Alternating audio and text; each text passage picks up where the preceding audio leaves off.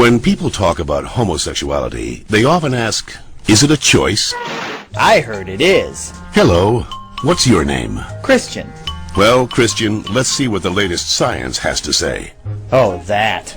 To help us, here are two gay people, George and Martha. Before we can answer, is it a choice, we must first determine what it means to be gay. How do you know you're a homosexual? The same way you know that you're straight. Since the 19th century, many theories about homosexuality have been offered that are untestable and contradictory.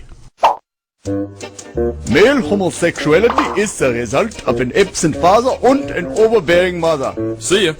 Stand up straight, dear. And the female homosexual has never recovered from her anger over not having the penis. She wishes to avenge her perceived castration by taking another female as her sexual object. You're kidding me, right? Well, I've always been told that homosexuality is unnatural. Is it? In fact, homosexual relations are common in nature, including zebras, baboons, dolphins, sheep, buffalo, ducks, foxes, elephants, horses, gorillas, moose, house cats, pigs, mice, rabbits, swans, and lions, to name a few. Well, okay, but we're not animals. Human beings have free will. You don't just decide who to love. Settle down there, Martha. Christian does have a point, but let's take a look at the most recent scientific evidence. As they study sexual orientation, scientists are currently looking at three main areas: genes, hormones, and birth order. Of course, most of these studies focus only on male sexuality. Sorry, Martha. What a shock. Let's first look at studies of identical twins. Hi. When one identical twin is a gay man, the other twin is gay up to 70% of the time, far higher than would occur if genes played no role. In fact, these studies show that genes play a greater role in determining sexual orientation than they do in whether or not you're right or left-handed. And we don't punish the left-handed. Well, not anymore. Let's get it! Scientists have recently noticed a striking statistical phenomenon.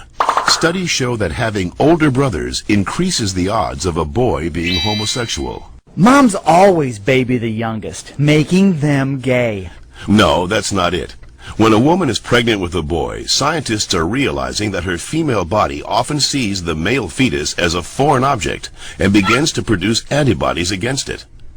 The more boys a woman has, the more adept her body becomes at feminizing the fetus, which may explain why with every successive boy, the odds that he will be gay go up significantly.